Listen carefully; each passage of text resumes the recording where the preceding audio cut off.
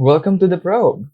By the end of this session, you should be able to do the following. Okay, so first is give an account of early school journalism, and then you should be able to know major channels of mass communication, and then you should be able as well to define campus journalism, and then give functions of the campus paper as aid to the students, school, and community. And then you should be able to know major sections of the campus paper and their contents. Yeah, so this is RCJ, and I hope that you will be joining me in this video about campus journalism.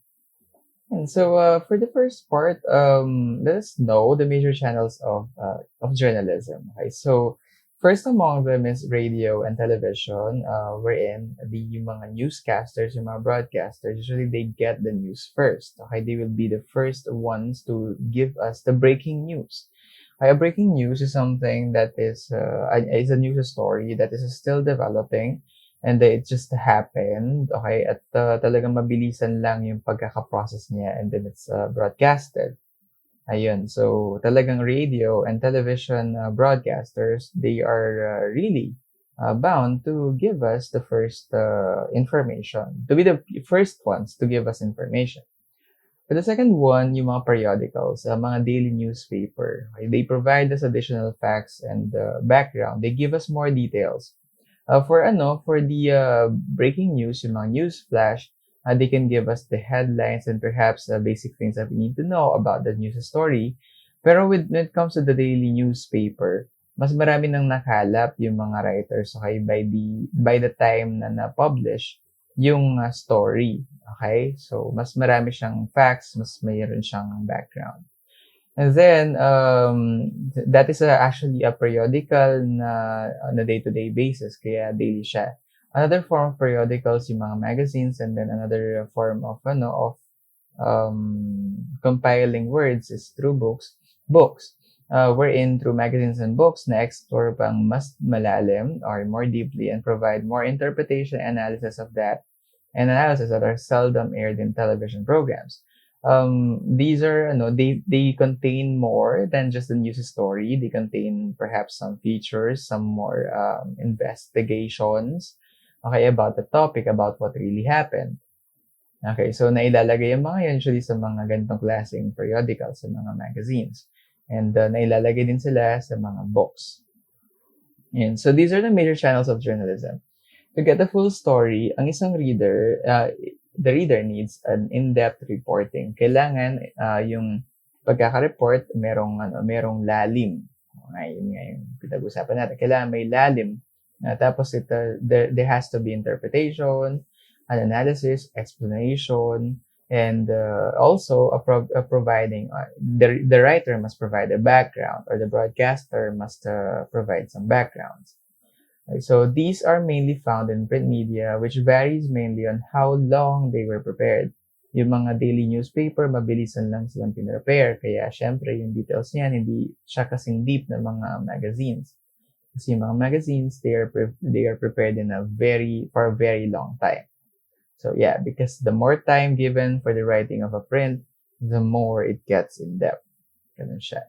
Campus journalism naman can now be done through radio and television broadcasting thanks to technological advancements. However, this series, the probe series, it will be focusing on campus journalism that is done through print medium. Ayan. And so that is it for the channels of journalism. Now let us define what campus journalism means.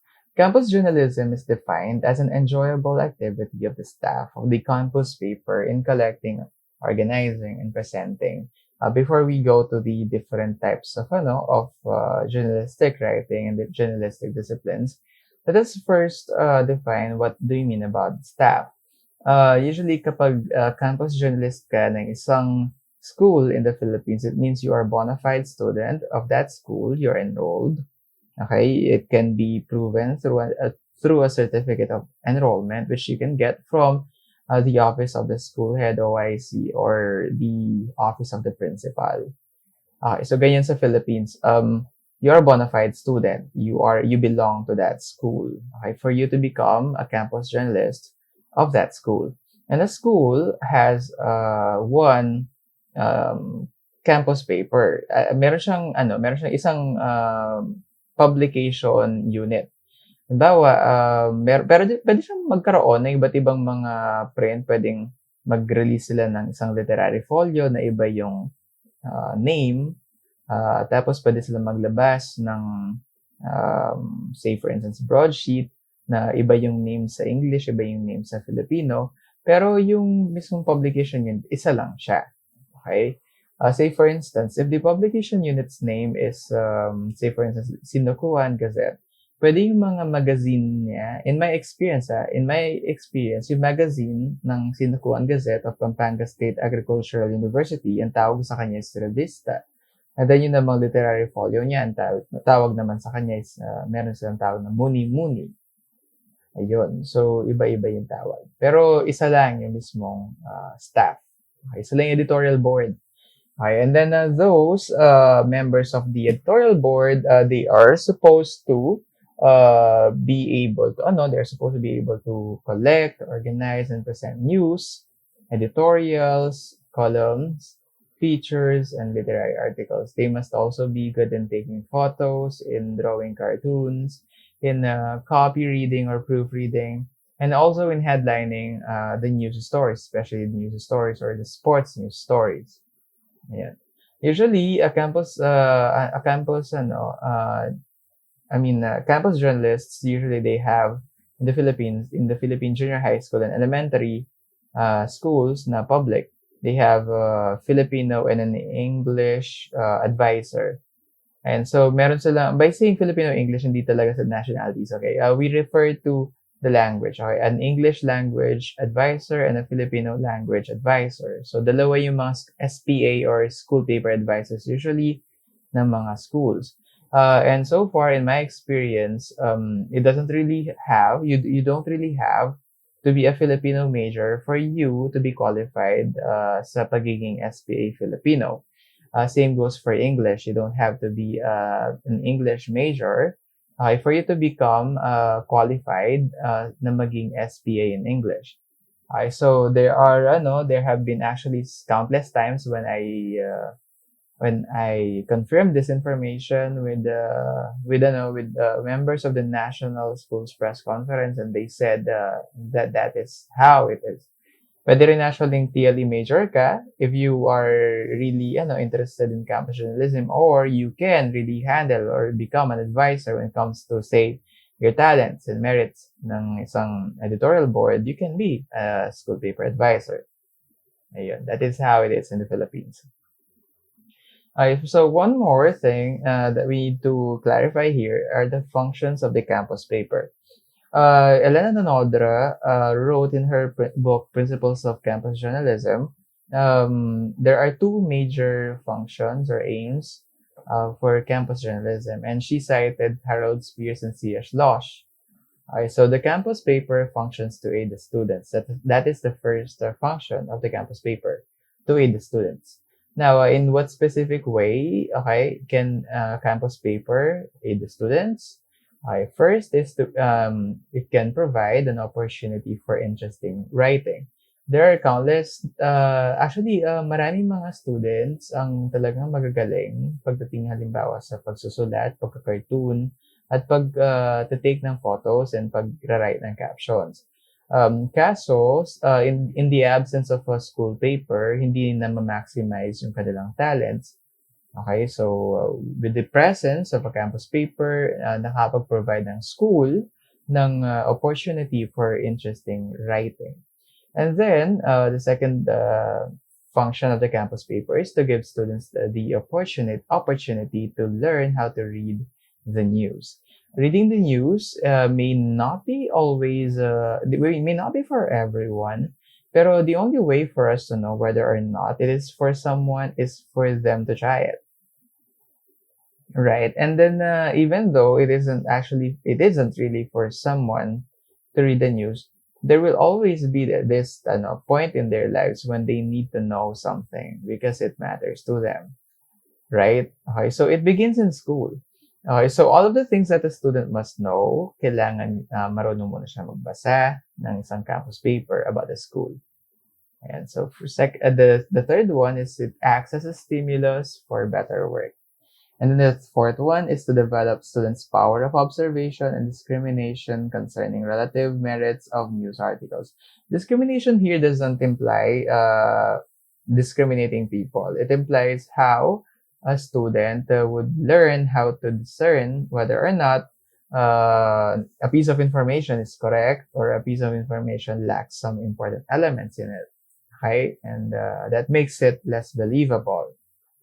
So by asking students to write news articles or different kinds of articles in the name of campus journalism, and by offering them those articles to the same kind of people, students pa rin yung mga readers, we're building this community of journalistic people and critical thinkers. Okay, so ayun. And then the fifth one is to serve as an outlet and motivation for journalistic writing. There are students who really love journaling, who really love reporting, and so in the presence of a campus paper, they would be able to enjoy those freedoms. Okay. And then the sixth and last one, it offers training in organization, business methods, commercial art, salesmanship, bookkeeping, and business management. These are related fields to campus journalism. Ang pinaka-related siguro dito is commercial art or advertising. Right? To make, making an idea, a product popular through campus journalism. Okay, that is trade. Actually, that is a trade. That is a trade. It's just that it has a start, okay, somewhere small, and so what better way is there other than starting it through a campus paper? And so for the first purpose of for the first function of the campus paper, it is to aid the students. Yeah. And then for the second, medyo marami to, no? For the second function of the campus paper, there are 10 ways with which it can aid the school and the community. So the first among them is that a campus paper educates the community as to the work of the school, na ipapaalam ng isang paaralan kung ano na yung mga na-accomplish niya, okay, sa komunidad through the campus paper. Okay, so there's really something about writing things down and letting people know about them, okay? Alam natin na may mga programs ng school na dapat talaga is kina-carry out niya. Like, kailangan nagsosolve siya ng grades para sa mga estudyante. Yung mga teachers kailangan nagsosolve ng grades para sa mga estudyante. Yung mga teachers kailangan ina-assist ng mga estudyante. Yung school dapat nagpo-provide siya ng mga learning experiences na magaganda. We know, we all have these expectations sa isang school. At kapag ginawa nila yon, actually, dapat hindi naman natin talaga pinamamalita yun, like pinagmamalaki. Pero, you know what, campus journalism, the presence of this paper, it actually says na dapat natin ipamalita yon. Okay, so if a school did the minimum, dapat natin ipamalita yon. And if the school went the extra mile, dapat din natin ipamalita yon to the members of the community. Why is that so?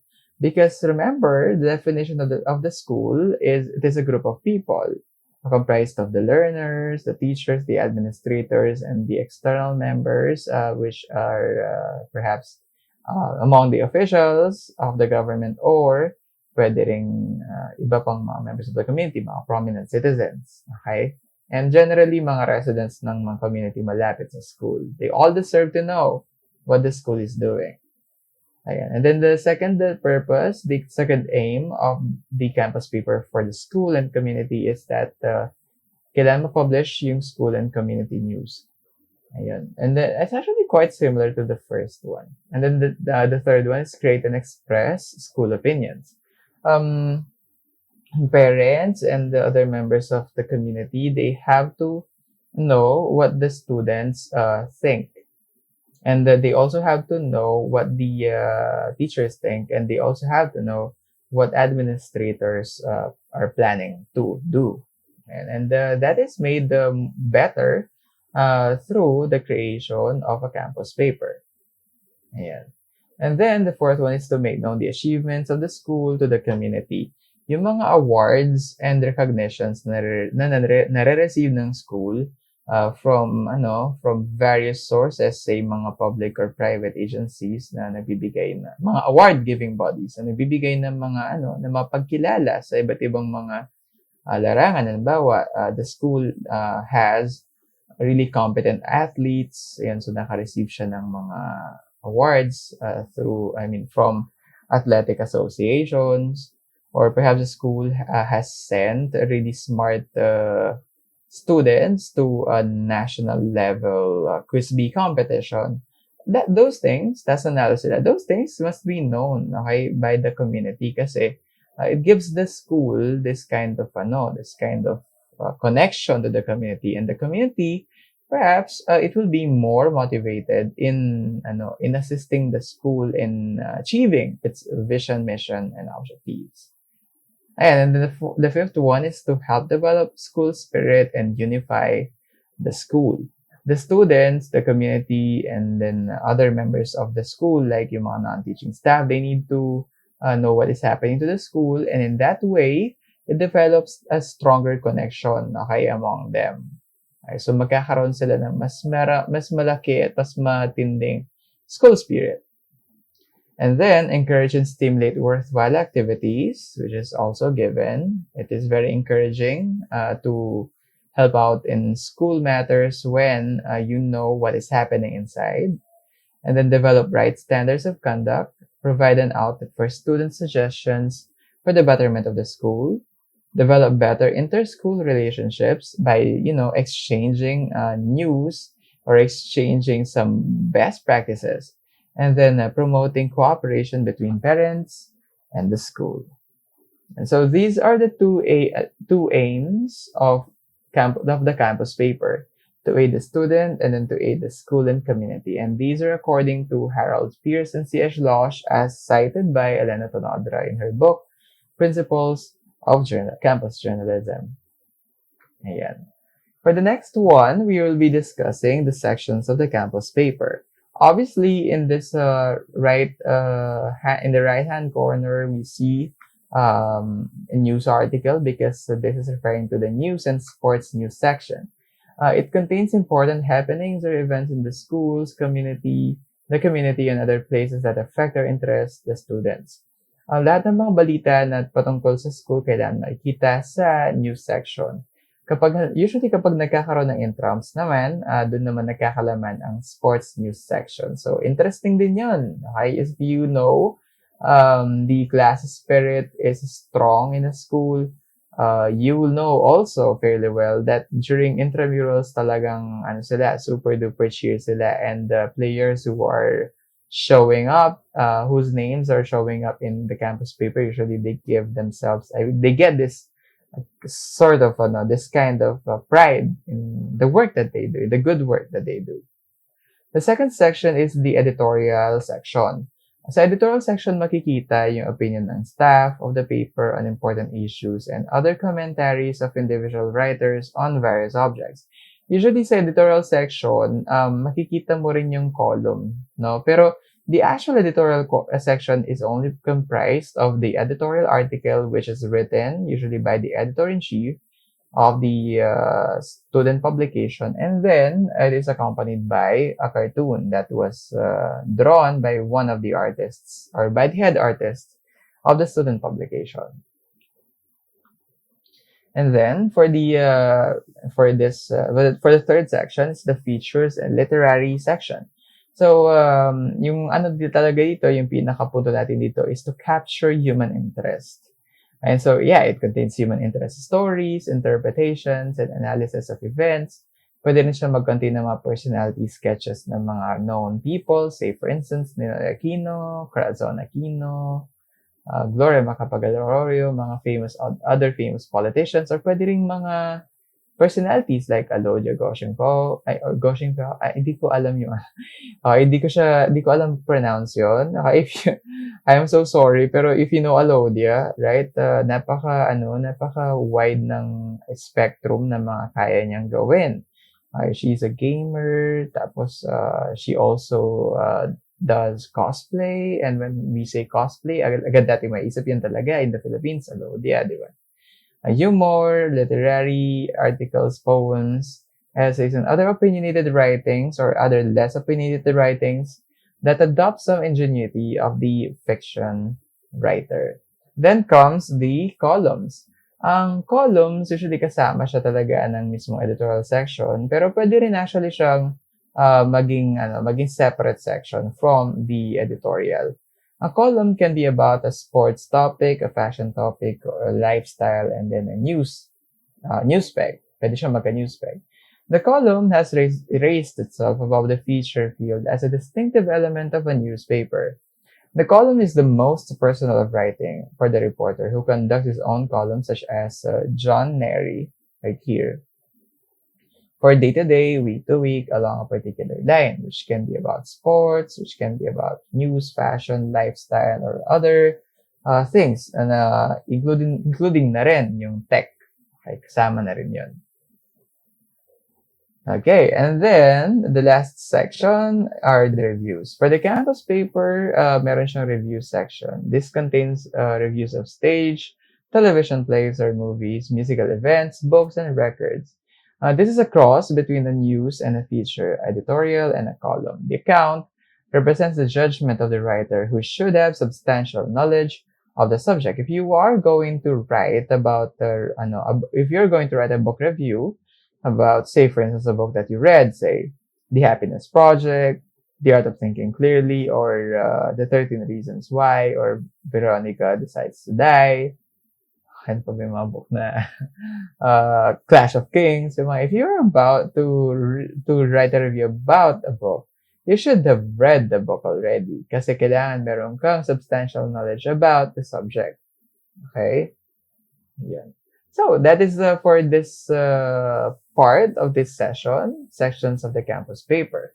And I hope that you would be able to perfect the quiz that is accompanying this video lesson. If you want to see the quiz, just look at the description down below and then click on it. It is a Google form. Don't worry, it's not going to ask for any personal information. You just have to answer some questions about this session.